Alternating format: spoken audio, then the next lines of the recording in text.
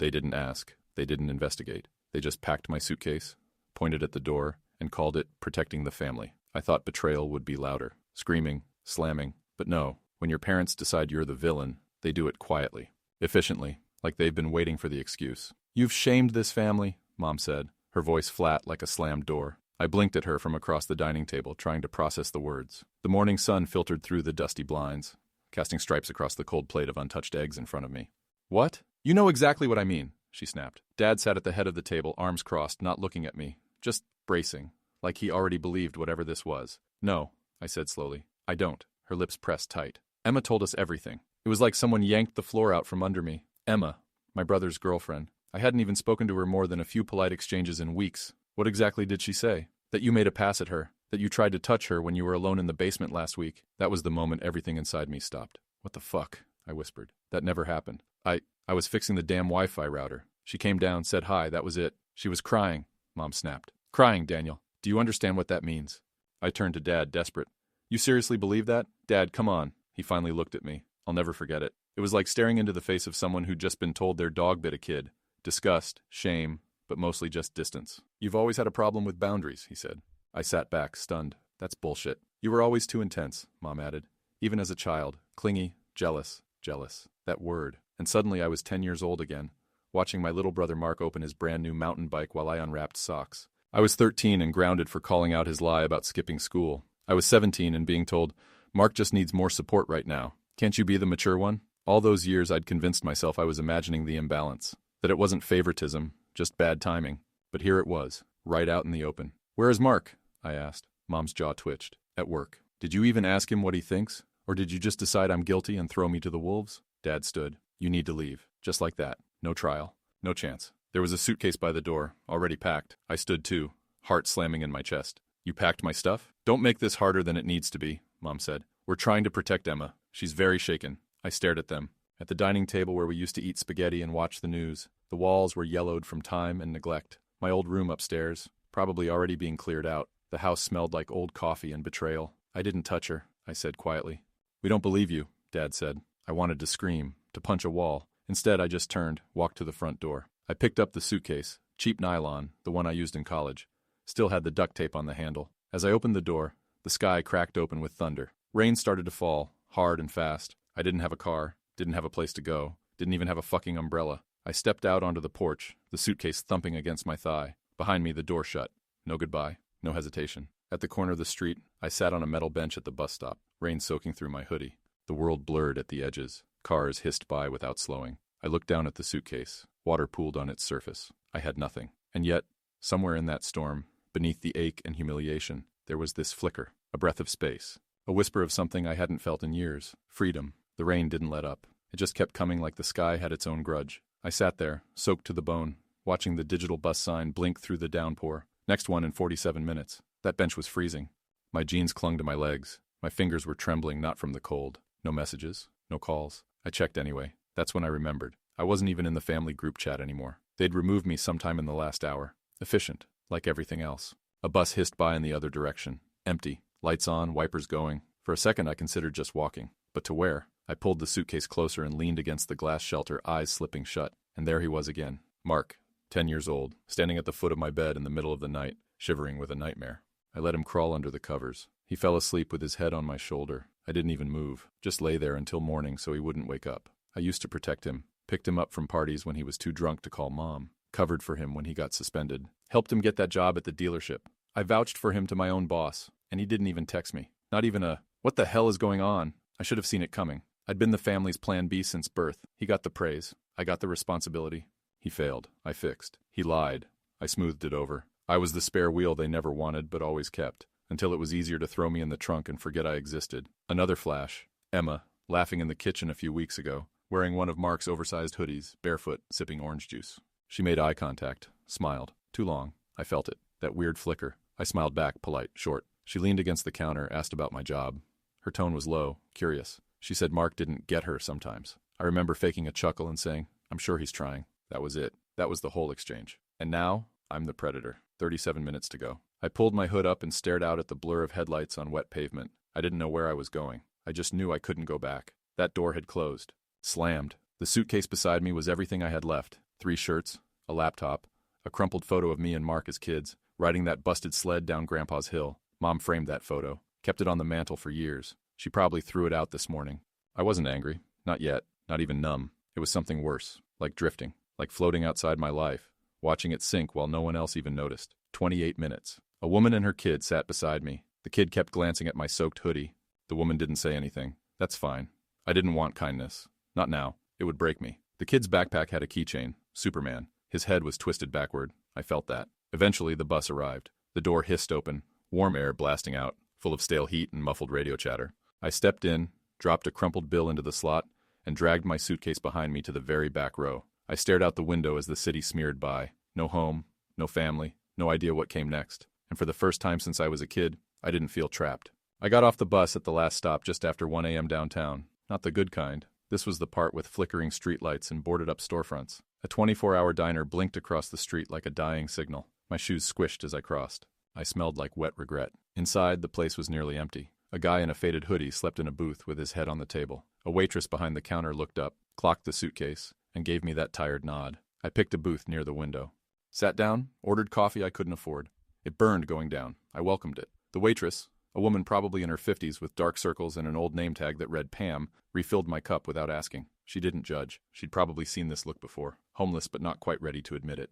I opened my phone and started looking for hostels or cheap motels. Nothing under $50 nearby. I had $73 to my name. I could crash in the booth for a few hours, or wander till morning. That's when I saw the message, from Mark. Just 2 words. I'm sorry. Not, I didn't know. Not, she lied. Just that. I stared at it like it was written in another language. My thumb hovered over the screen. I wanted to reply. I wanted to explode. I wanted to ask if he really believed it or just didn't care enough to stop it. But I did nothing. I locked the phone. Pam brought a plate, eggs, toast, and some gray thing pretending to be sausage. I didn't order that, I muttered. She shrugged. You looked like you needed it. I blinked hard. I hadn't cried yet. That nearly did it. Thanks, I said. My voice cracked. God damn it. She just patted the counter and walked away. I ate slowly. It tasted like ash and memory. Somewhere between bites, I started remembering how I loaned Mark money after he crashed Mom's car, how I covered for him when he was out drinking and told our parents he was with me, how I helped him move 5 times in 3 years, and how he let them believe I tried to hurt his girlfriend. He didn't even fight it. I pushed the plate away. I wasn't staying here. I wasn't sitting in a booth for 6 hours pretending I had somewhere to go. I pulled on my wet hoodie, thanked Pam, and stepped back into the rain. The city felt like it was breathing. Wet concrete, neon signs, hum of transformers. I started walking. I didn't know where, but every step was away from them, away from the house. The photo, the lie, and every step made something clear. They didn't break me, not really. They just showed me who I was never going to be again. By 3 a.m., my hoodie was plastered to my back, and the suitcase felt like I'd filled it with bricks. I found a cheap motel by following the flicker of a neon vacancy sign. The lobby smelled like bleach and regret. The guy at the front desk didn't look up from his phone, just pointed at a sign. $55 cash. No ID, no key. I slid him my last $60. He handed me a warped plastic card and mumbled, "Room 12, down the left." The door stuck. I had to shoulder it open. The room was a coffin with cable, stained mattress, a lamp that buzzed when I turned it on. No towels, no heat. A roach the size of a thumb skittered under the TV stand. I didn't care. I dropped the suitcase by the bed and sat down hard. My whole body ached, like my bones finally realized there was no going back. I didn't cry, not yet, but my throat was tight. That kind of pressure that builds when you're too angry to scream and too tired to care. I took out my phone. Mark's message still stared at me. I'm sorry. I opened it, typed, "She lied. You know it. You know me." Backspaced every word. Closed the message. Let him sit with his silence. Instead, I opened the photo app. There it was, me and Mark at that lake trip. Summer 07. I was 17, all limbs and sunburn, pushing him off the dock. We were laughing. Mom had taken the photo. Back then, I thought I mattered. I stared at it until the screen dimmed. That's when the phone rang. Dad. I didn't answer. It rang again. Then a voicemail. I listened. His voice was tight, controlled. "Daniel, we just want you to take some time. Think about what you did. If you come clean, we can fix this. Don't make this worse than it already is." Click. No rage. No disbelief. Just that same cold, tired tone I'd grown up with. Like I was a broken appliance he was tired of calling the repairman for. I sat there, shaking, phone clenched in my fist. Come clean. I'd done nothing, and he wanted a confession. Just to keep things easy, neat, so they could go back to pretending everything was perfect, and Mark could keep his spotless record. I opened my mouth. Said nothing. Not yet. Instead, I unzipped the suitcase, pulled out a dry shirt and changed. Laid down on the bare mattress. Stared at the water stain on the ceiling. That's when I felt it. Small at first, then growing. Not grief, not rage. Resolve. They wanted me to crawl back, beg forgiveness for something I didn't do. They wanted me to accept my role. The fallback, the fixer, the disposable one. They were about to find out what happened when I stopped playing their fucking game. The next morning, I woke up to shouting. Thin walls, 2 rooms down, some guy yelling about his car being towed, woman screaming back about rent, a baby crying. The motel didn't pretend to be anything more than it was. A place where people landed when the world said, not today. I sat up, sore and cold. My shirt was still damp. My back ached from the warped mattress. I hadn't slept more than a couple hours. I checked my phone. No new messages. No missed calls. They'd gone quiet. Mark, Dad, even Mom. Maybe they'd convinced themselves I was out of their lives now. A problem removed. The silence didn't hurt. It confirmed everything I already knew. I checked my bank app. $18.43. I needed to move. I needed a job. I needed food. I stepped out of the room, backpack over one shoulder, suitcase dragging behind me. The morning air was sharp, heavy with the stink of fried oil from the diner down the street. I started walking. Didn't know where. Just away. Then I saw it. A handwritten sign taped to a storefront window. Help wanted dishwasher. Cash daily. The place was some greasy hole-in-the-wall breakfast joint. Smelled like burnt toast and desperation. I stepped inside. Bell on the door jingled. A guy behind the counter looked up. Late 50s. Arms like tree trunks. Apron smeared with bacon grease. You here for the job? I nodded. You ever done dishes? I paused. Yeah, at home. He barked a laugh. You show up on time, don't steal, don't mouth off. We'll get along. Start now? I hesitated. My shoes were still wet. My back still hurt. I hadn't eaten, but I said, yeah, sure. He tossed me an apron. Name's Chuck. Daniel. He pointed to the back. Sink's that way. Trash goes out at noon. You get a meal after lunch rush. I nodded and walked in. First thing that hit me was the heat. The kitchen was like a sauna, full of steam and clangs and angry shouting. I slid behind the sink and got to work. Plates, pans, grimy silverware, grease that didn't come off no matter how hard I scrubbed. But my hands kept moving. Something about it was grounding, simple, honest. No one cared about my last name. No one knew my brother. No one gave a shit what I'd supposedly done. I was just hands and sweat and soap. By 1 p.m., my arms were noodles and my back screamed, but I got a burger and fries on a paper plate, sat on the back steps in the sun, ate every bite. Chuck walked past, tossed me a bottle of water. You're not bad, he grunted. Come back tomorrow. That night, I paid for another room. Less hesitation this time. It was still disgusting, but now it was my disgusting room, earned by my own hands, and for the first time in years, I felt something I hadn't known I was missing. Pride. It wasn't much. It wasn't revenge. It wasn't justice. But it was a start. 3 days passed. Same routine. Wake up sore, walk to the diner, scrub plates, eat lunch on the back steps, walk back, repeat. Chuck didn't ask questions. Didn't care why I showed up with the same clothes every day. Just grunted when I clocked in, tossed me rags, and nodded when I stayed late without being asked. It wasn't a life, but it was motion. And when your world's been ripped out from under you, motion is everything. I'd stopped checking my phone, until that Thursday. It buzzed once. I glanced at it. A text from a number I didn't recognize. You don't deserve what they did to you. That was it. I froze. Sat on a crate behind the diner, thumb hovering over the screen. My heart started doing that thing. Half panic, half hope. Who the hell? Then another text. I know you didn't touch her. I saw the way she looked at you before it happened. No name, no context, just that. And suddenly I was back in that kitchen again. Emma, barefoot, that long glance, the way her fingers grazed my arm when she passed me the juice. That strange moment when her smile felt calculated. I didn't flirt. I knew not to. But now someone else had seen it too. Who is this? I typed. No reply. Minutes passed. Then finally, can't say. Just wanted you to know you're not crazy. And that was it. I reread it over and over, trying to place the number, the voice. It wasn't Mark. Too direct, too clean. Not Mom or Dad. A friend? A neighbor? Someone who'd been in the house? Someone who had their doubts but stayed silent when it mattered? It didn't matter.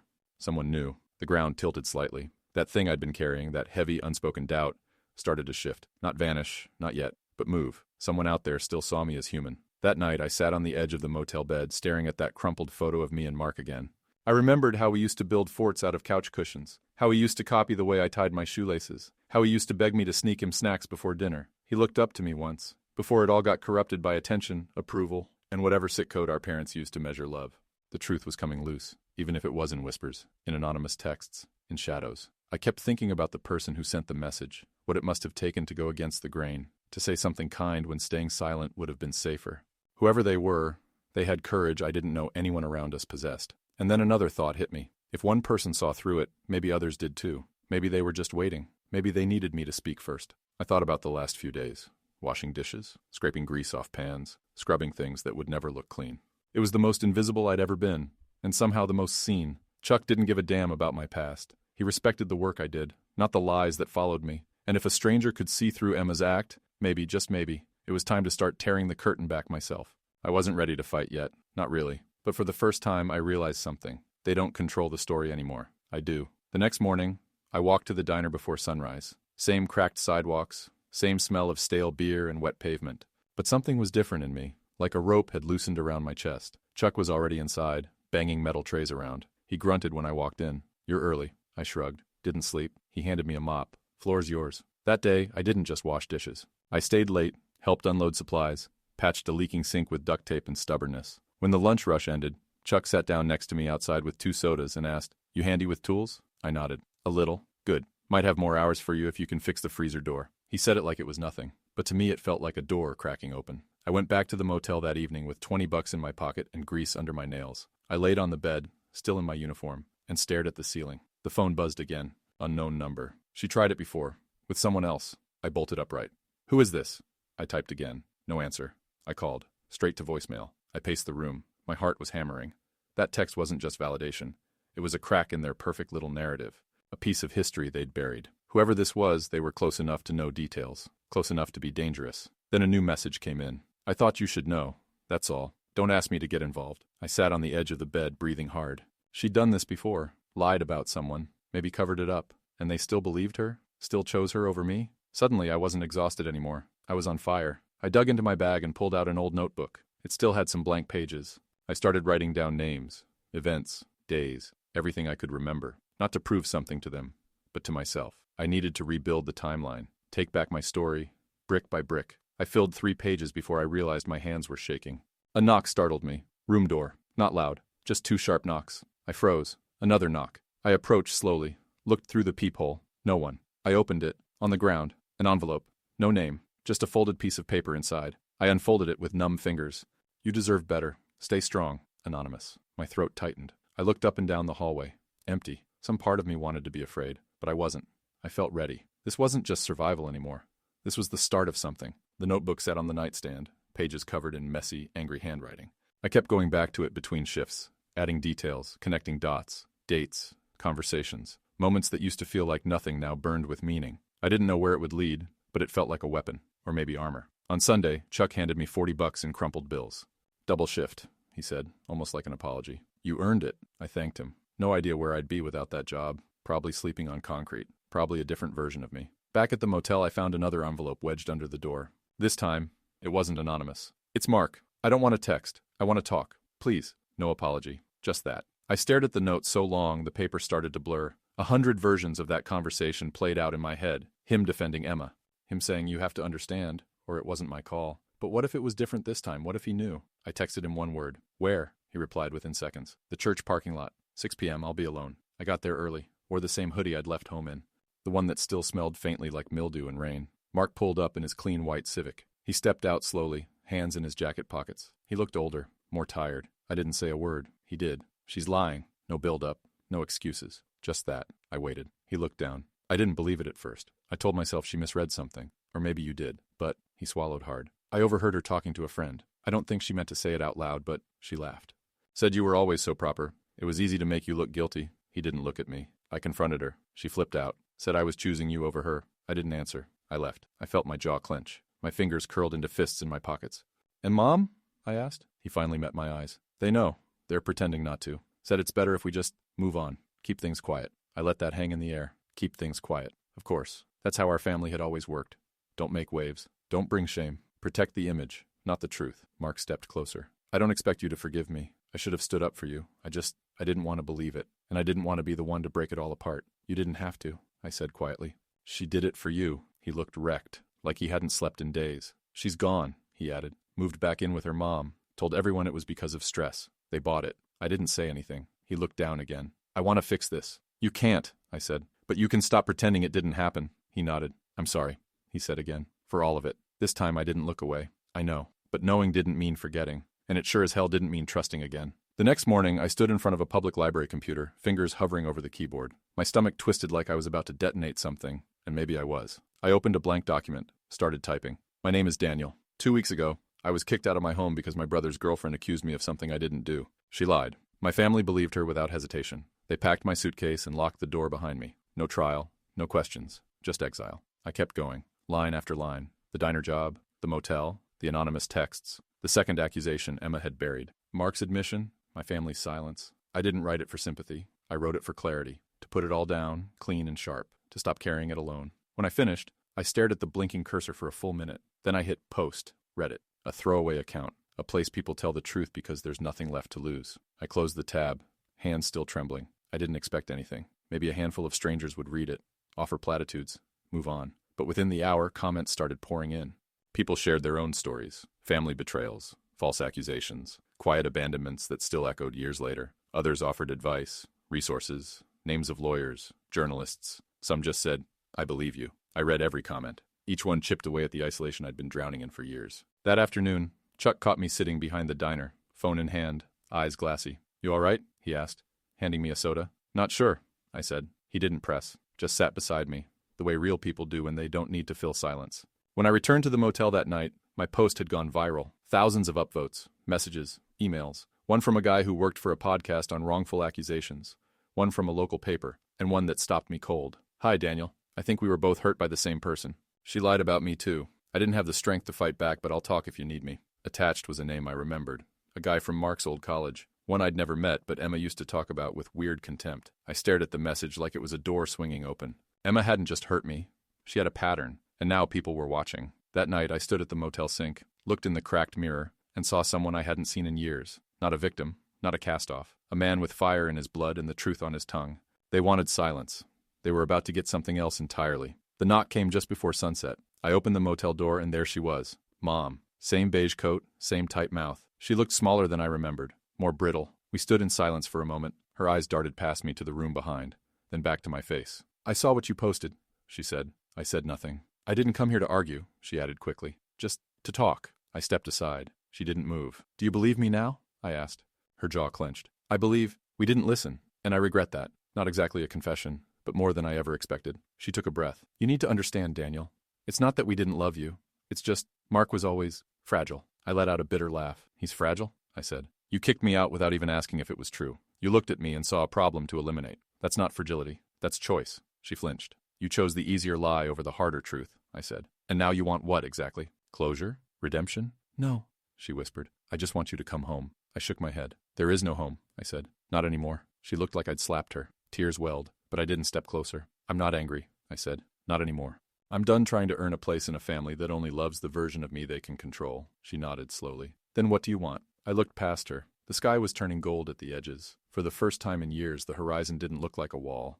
"I want to live without pretending I'm someone I'm not," I said. "I want peace, not forgiveness. Just space." She wiped her cheek. "Okay," she whispered. "Then I'll go." I let her. She walked down the hall, didn't look back. That night, I packed my things. Not because I had to, because I was ready. I didn't know where I was going. I had a job, some savings now, a list of people who believed me. But more importantly, I had nothing left to prove. I walked to the bus stop with the same suitcase I'd left home with. Only this time, I didn't feel like I was running. I was moving forward. As the night bus rolled in and the doors hissed open, I climbed aboard, found a seat by the window. Rain started to fall again, but this time, it felt different. It felt clean. I leaned my head against the glass and closed my eyes. For the first time in my life, I wasn't anyone's disappointment. I wasn't the scapegoat. I was just free.